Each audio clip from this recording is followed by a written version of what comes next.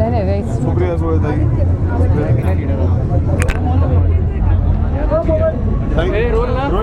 काही आज पहिले तर समृद्धी महामार्गावर पुन्हा एकदा मोठा अपघात झालेला आहे. जवळपास 12 लोकांना आपला जीव गमवावा लागला. सातत्याने या महामार्गावर अपघात होत आहेत, प्रयत्न होत आहेत रोखण्याचे, परंतु आपण कुठेही बघतोय म्हणजे सातत्याने अशा लोकांचे दुर्दैवी मृत्यू होत आहेत. आज सकाळीच ती दुर्दैवी बातमी आल्यानंतर मी ट्विटही सकाळी केलं आहे. समृद्धी मार्गावर सेफ्टी सुरक्षितता ह्याचा विचारच केलेला दिसत नाही असं दिसतंय. आणि अनेक वेळा नवले ब्रिज जो माझ्या लोकसभा मतदारसंघात येतो तो संपूर्ण भाग, त्याच्यामध्ये अनेक वेळा नॅशनल हायवेची मदत घेऊन आम्ही बऱ्यापैकी एक्सपर्ट्सची मदत घेऊन नॅशनल हायवे आणि तिथले स्थानिक लोकांची मदत घेऊन एक टीमवर्क म्हणून आम्ही सगळ्यांनी तिथले आधीपेक्षा खूप कमी ॲक्सिडेंट झालेत. हे जर नवले ब्रिजला आम्ही सुधारणा करू शकतो तर समृद्धी मार्गावर का होऊ शकत नाही. आणि सातत्याने सर्वसामान्य मायबाप जनतेची सरकारच्या हलगर्जीपणामुळे जी हत्या होते, मग ती नांदेडचं हॉस्पिटल असेल, समृद्धी मार्ग असेल, नाही तर संभाजीनगरमधलंही हॉस्पिटल असेल, ठाण्याचं हॉस्पिटल असेल, तुम्ही बघताय काय परिस्थिती या ट्रिपल इंजिन सरकारची या खोके सरकारची परिस्थिती आहे.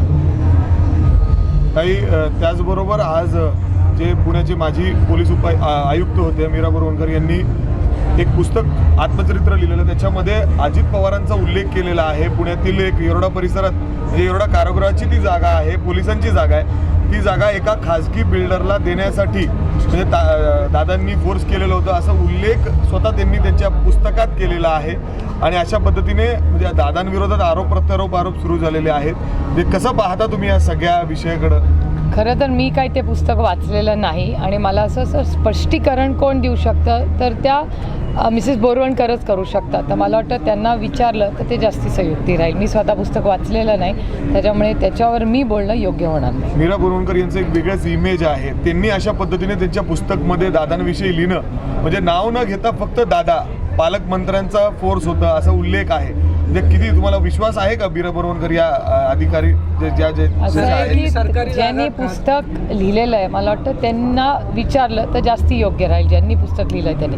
कारण का आरोप करणारे लेखक आहेत असं दिसतं एकूण तुमच्या बोलण्यावरनं. कारण का मी पुस्तक वाचलेलं नाही, मी पुस्तक पाहिलेले नाही, त्याच्यामुळे जो कागद आपण पाहिलेलाच नाही किंवा पुस्तक पाहिलेलं नाही त्याच्यावर अभ्यास न करता कसं बोलणार. अधिकाऱ्यांनी असं एक पुस्तक लिहिलं त्यांच्यावर विश्वास तर ठेवता येईल का? पूर्ण कॉन्टेक्स्ट बघावं लागेल ना, त्याच्यामुळे आउट ऑफ कॉन्टेक्स्ट कसं बोलणार मी. मनोज जरांगे यांचं जे कालची जी सभा झाली ती शरद पवार यांची स्क्रिप्ट होती असं प्रवीण दरेकर म्हणालेले आहेत. आज तुम्ही कसं बघताय की खरंच कुठल्या तरी एका पक्षाकडून मनोज जरांगे बोलत होते असं एक आता बोललं जातं सत्ताधाऱ्यांना? पण सत्ताधाऱ्यांनी एक गोष्ट कबूल केली पाहिजे की 6 दशकं त्यांनी पवारसाहेबांचं नाव घेतल्याशिवाय त्यांची हेडलाईनच होत नाही. त्यामुळे महाराष्ट्रात काही झालं तरी ते शरद पवारच करतात, ह्याच्यातच त्यांची ताकद आहे. मला वाटतं वेगळं अजून मला काही बोलायची गरज नाही. मनोज जरांगेंनी पुन्हा एकदा सरकारला अल्टिमेटम दिलेलं आहे. काल एक सभा जी झाली त्यातून त्यांनी उत्तर तर दिलंय, पुन्हा एकदा अल्टिमेटम दिलंय. सरकार काही करू शकेल असं वाटतंय का? मला नाही वाटत ते अल्टिमेटम देत आहेत. मला वाटतं सरकारने स्वतःवर ओढून घेतलं होतं. सरकारला 40 दिवसाचा निर्णय किंवा तो 40 दिवसाचा नंबर हा सरकारचंच प्रपोजल होतं. त्याच्यामुळे सरकारने विचार करायला पाहिजे होता की 40 दिवसात सोल्युशन आहे का नाही आहे. कदाचित असेल त्यांच्याकडे 40 दिवसाचं सोल्युशन. अशी चर्चा आहे की ते जरांगेच्या मागं एक मोठं सत्ताधारीची एक मोठी व्यक्ती आहे, त्यांनी सगळं घडून आणलं आहे, त्यांना ते सगळं श्रेय घ्यायचं, त्यातनं मग त्यांची इमेज मोठी झाली. चाललंय का? तुम्ही बघताय ट्रिपल इंजिन खोके सरकारमध्ये सगळे घटक रस्त्यावर उतरलेले आहेत, सगळेच नाराज आहेत.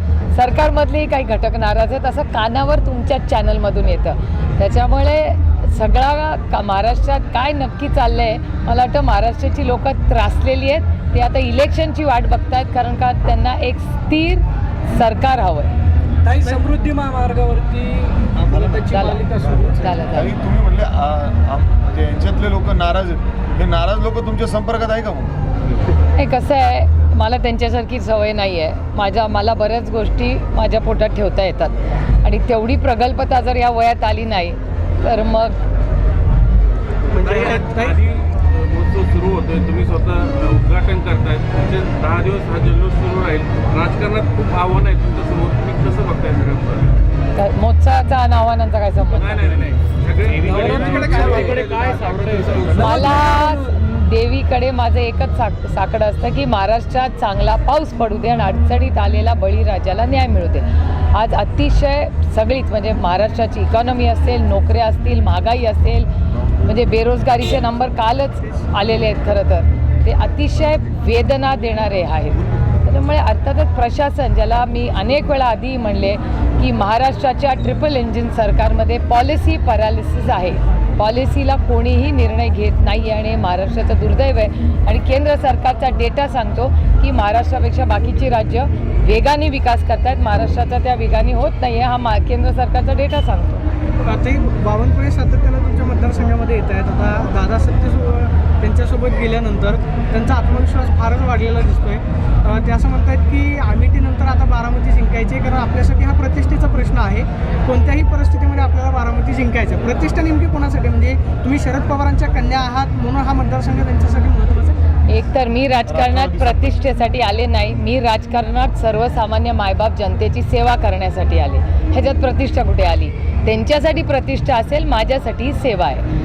आणि मला असं वाटतं का लोकशाहीमध्ये विरोधात कोणीतरी लढणार ना, आणि लढलंच पाहिजे. त्यांच्यासाठी दडपशाही आहे, पण आमच्या मनात अजूनही लोकशाही आहे ना. पण तुम्हालाच टार्गेट केलं जातं ताई सातत्याने. अशा पद्धतीने प्रदेशाध्यक्ष अख्खा महाराष्ट्र सोडून तुमच्याकडं प्रत्येक गावागावात जाऊन त्यांचे छोटे छोटे सभा आहे ते होत आहेत. त्यांचं माझ्यावर विशेष प्रेम असेल, त्याच्यात गैर काय? तुम्हाला काय वाईट वाटतंय? तुमचे आधीचे सहकारी हसन मुश्रीफ असं म्हणतायत की अजितदादा सुप्रियाताईंच्या विरोधामध्ये प्रचार करतील. सुनेत्राताईंच्या नावाची सुद्धा चर्चा आहे की त्या मतदारसंघामध्ये भाजपकडून त्यांच्या नावाचा विचार केला जाऊ शकतो. जर सुनेत्रा पवारांना उमेदवारी दिली तर सुप्रियाताई त्यांच्या विरोधामध्ये लढणार का? किंवा जर अजितदादांनी तुमच्या विरोधामध्ये प्रचार केला तर दादांना तुम्ही त्याच भाषेमध्ये उत्तर देणार? बघा ना काय होतं. आत्ता पाऊस पडला तर मी छत्री उघडणार का नाही, का मी रेनकोट घालणार? आता माझ्या याच्याकडे उत्तर नाही आहे. त्याच्यामुळे जेव्हा होईल तेव्हा बघू. पण या निमित्ताने भाजप पवार फॅमिलीमध्येच पुन्हा एकदा दुई पेरून 2 उमेदवार पवार फॅमिलीच्या समोर आणू पाहतोय. त्याला तुम्ही मी त्याच्याकडे बघत नाही हो, कारण का ह्या राज्यामध्ये बेरोजगारी आणि महागाईचे प्रश्न इतके वाढलेत. कोथिंबीर जी मोफत मिळायची भाजीवाल्याकडे गेलं तर ती 400 रुपयाची झाली आहे. आता त्याचा विचार करू का हे काय गॉसिप करू? मला गॉसिप करायला वेळ मिळत नाही, कारण का मतदारसंघाची फार कामं असतात आणि इंडियाची पण खूप कामं असतात आता. आणि प्लस इलेक्शन कमिशन आणि वकील आणि सुप्रीम कोर्ट तेही काम वाढलंय. त्याच्यामुळे मला गॉसिप करायला फार कमी होते. मुंबईच्या अध्यक्षपदी राखी जाधव यांची नियुक्ती झालेली आहे. खरं तर नवाब मलिक हे मुंबईचे अध्यक्ष होते, पण अजूनही त्यांच्याकडून कोणताही रिस्पॉन्स आला नाही, म्हणून राखी जाधव यांना अध्यक्षपद केलं असं जयंत पाटील म्हणाले. त्यामुळे आता चर्चा असं आहे की नवाब मलिक हे अजित पवार गटामध्ये सहभागी झालेले आहेत. तुमचं काही बोलणं किंवा असं माझा नवाबबाईंवर एक दिवसाआड आठवड्यातून बोलणं होतंच. काही राजकीय मी त्यांच्याशी बाहेर आल्यापासून बोललेले नाही, कारण का ते मेडिकल बेलवर आहेत, त्यांना तब्येत ठीक करण्याची गरज आहे. आणि मी दरवेळी नवाबबाईंना भेटले, मी काय त्याचे फोटो फेसबुकवर टाकत नाहीत, कारण का पवार कुटुंब म्हणजे माझं नातं हे नवाबबाईंचं हे प्रेमाचं एका भाऊ बहिणीचं नातं आहे. त्याच्यामुळे प्रत्येक वेळीच त्यांना भेटल्यावर मला काही फेसबुकवर ते फोटो टाकायला लागत नाही. पण पक्ष म्हणून ते तुमच्यासोबत असणं महत्त्वाचं आहे. पक्ष म्हणून मी नवाबबाईंकडे बघतच नाही. एक खूप संघर्ष करून नवाबबाईंचं कुटुंब कुठेतरी आता सावरतं आहे. मला असं वाटतं राजकारण बाजूला ठेवून आता त्यांच्या कुटुंब आणि त्यांची तब्येत ठीक होणं हे माझ्यासाठी वैयक्तिक जास्त महत्त्वाचं आहे. ताई, तुम्ही परवा असं म्हणालात की अदृश्य शक्ती आहे, त्याच्यावर बोलताना पडळकर असं म्हणतायत की सुप्रियाताईंनाच जवळचा चष्मा लागलेला आहे. अनेक वेळा पडळकर मला चष्मा नाही, मला बायफोकल लागलाय जवळ आणि लांब. अनेक वेळा पडळकर असे वक्तव्य करण्याची ते काय? नाही मला माहिती. मी फॅक्च्युअल सांगते की मला जवळचा आणि लांबचा दोन्हीचा चष्मा लागला. Bifocal glasses. शासकीय अधिकारी आणि सत्ताधारी मिळून शासकीय जमीन लाटण्याचा प्रयत्न करतात. त्यातलाच हा सगळा एरोड्याचा प्रकार आहे का, की मीरा बोरवणकरांनी आपल्या पुस्तकात लिहिलं आहे? मला असं वाटतं तुम्हाला मिसेस बोरवणकरांना हा प्रश्न विचारायला गेला तर उत्तर माझ्याकडे कसं असेल, त्यांनाच माहिती असेल. बऱ्याच वेळा असे प्रकार घडलेले आहेत. हे फक्त हां, मग प्रत्येकाचं जे काय असेल ते त्या पुस्तकातून स्पेसिफिक कळेल ना. स्पेसिफिक तुम्ही विचारलं तरच मी उत्तर देऊ शकते. आता वेग कशी उत्तरं मी देणार? ताई, ललित पाटील आता जवळपास 10 दिवस झालेत त्याचं पलायन, मात्र पुणे पोलिसांच्या तो अजूनही हाती लागत नाहीये. अनेक हॉटेल असतील, सोसायटी असतील, इथले CCTV मात्र पोलिसांच्या हाती आहेत. पण ललित पाटील कुठे, हा शोध घ्यायला पोलीस अपयशी ठरतात. बोलत नाही. गृह मंत्रालयाचं कम्प्लीट फेलियर आहे. मी गेले अनेक महिने सांगते की या राज्याचे गृहमंत्री हॅज कम्प्लिटली फेल्ड. त्यांचं अपयश आहे. आणि किती म्हणजे जालन्याचीच घटना बघा ना, लांब कशाला जाता. जालन्यामध्ये ज्या अमानुष पद्धतीने महिलांवर हल्ला झाला, मुलांवर हल्ला झाला, आणि किती अजून तुम्हाला घटना सांगू मी ज्याच्यातून कंप्लीट आता आपण पुण्यातच आहोत म्हणून ती कोयता गँग आधी मी कधी ऐकलेली नाही. मी या भागाची लोकप्रतिनिधी म्हणून 15 वर्ष काम करते. हे कोयता गँग हे नवीन काहीतरी प्रस्त निघालं. हे गृहमंत्री झाले की क्राईम वाढतो असा डेटा सांगतो. मी परवा नागपूरलाही गेले होते, तिथेही मला नागपूरमधले पत्रकार सांगत होते की नागपूरमध्ये क्राईम वाढला. It is the crime capital of Maharashtra. हीच व्यक्ती जेव्हा गृहमंत्री होते तेव्हा महाराष्ट्रात क्राईम कसा वाढतो, नागपूरच कसं क्राईम कॅपिटल होतं, याचा कोणीतरी एक अभ्यास केला पाहिजे मला वाटतं. याला पाठबळ दिलं जातं, शक्यता नाकारता येत नाही. अनेक मंत्र्यांचं देखील नाव याच्यामध्ये घेतलं जात आहे. शिवसेनेच्या मानधनांवर दादा भुसेंवर आरोप केलेला आहे. काय वाटतं याच्यामध्ये कसं असेल काय? तुम्ही बघा ह्या विषयावर एरवी सगळेच बोलणारे भारतीय जनता पक्ष किंवा माननीय मुख्यमंत्र्यांनी याचं उत्तर दिलं पाहिजे. कारण का माननीय मुख्यमंत्र्यांचं गृह मंत्रालय हॅज फेल्ड हिम आणि त्यांचा आरोग्य मंत्री हॅज ऑल्सो फेल्ड हिम आणि आता एज्युकेशन मिनिस्टर पण. कारण का या राज्यात शाळा कमी होत आहेत, दारूची दुकानं वाढत आहेत. तुम्ही बघताय काय पद्धतीने सगळ्या हॉस्पिटल्समध्ये फेलियर झालेलं आहे. तसंच गृहमंत्री, त्याच्यामुळे गृहमंत्री, शिक्षण मंत्री आणि आरोग्य मंत्री कंप्लीट फेलियर. त्याच्यामुळे त्या तिघांचा राजीनामा घेतला पाहिजे माननीय मुख्यमंत्र्यांनी. मात्र मुख्यमंत्र्यांवरतीच अपात्रतेची टांगती तलवार आहे. ते किती दिवस सत्तेवरती राहतील यावरती प्रश्नचिन्ह आहे. कोर्टानं सुद्धा विधानसभा अध्यक्षांना सुनावलंय की म्हणजे तुम्ही अमर्याद अधिकार वापरू शकत नाही, आम्ही तुमच्यावरती बसलेलो आहोत. 2 महिन्यामध्ये लवकरात लवकर निर्णय घ्या. हे सरकार जाईल आणि परत एकदा दुसरे नवीन मुख्यमंत्री येतील अशी सुद्धा एक चर्चा आहे. कितपत शक्य होईल राज्यामध्ये तुम्हाला मला असं वाटतं माननीय उद्धवजी हे पहिल्या दिवसापासून सांगतायत की हे जे सरकार आहे ते घटनाबाह्य सरकार आहे. हे उद्धवजी पहिल्या दिवसापासून सांगतायत. आता ते माननीय सुप्रीम कोर्टाच्या परवाच्या केसमध्ये मी स्वतः सुप्रीम कोर्टात होते, त्याच्यामुळे मी सगळं ऐकलेलं आहे. तुम्ही ऑनलाईन ऐकलं असेल.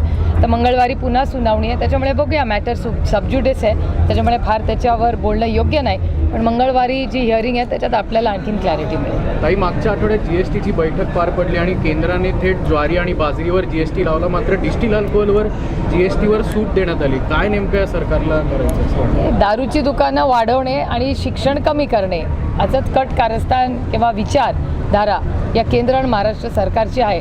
त्याच्यामुळे त्यांच्याकडून तुम्ही काय अपेक्षा येणार? आता 24मध्ये आमचं सरकार आल्यावर आम्हाला इतकं हे सगळं काम आणि हे सगळं ठीक करायला वेळ, पहिला 3 महिने याच्यातच जातील यांचे सगळे GR वापस घेण्यात. नाही, मिलिंद देवरा राष्ट्रवादीच्या संपर्कात आहेत. दक्षिण मुंबईमधून त्यांच्या नावाची चर्चा आहे. कितपत खरे त्यांनी भेट घेतली? मला असं वाटतं की त्याचं उत्तर मिलिंद देवरांनी त्यांच्या ट्विटर अकाउंटमध्ये दिलेलं आहे. त्याच्यामुळे वेगळं मला बोलायची काही गरज नाही त्याच्यावर. चलो, थँक्यू. ताई, 25 जिल्ह्यातील 45 तालुक्यामध्ये दुष्काळाची परिस्थिती निर्माण आहे. सरकारने अजून दुष्काळ जाहीर केला नाही आहे. ही आकडेवारी महसूल विभागाची आहे. मग सरकार का लेट करते? Policy paralysis. मी किती वेळा तुम्हाला सांगते. मी 1 महिन्यापूर्वी बोलले होते की या ट्रिपल इंजिन खोके सरकारमध्ये पॉलिसीचं कामच नाही आहे. Complete policy paralysis of this government. Yes, चलो, थँक्यू.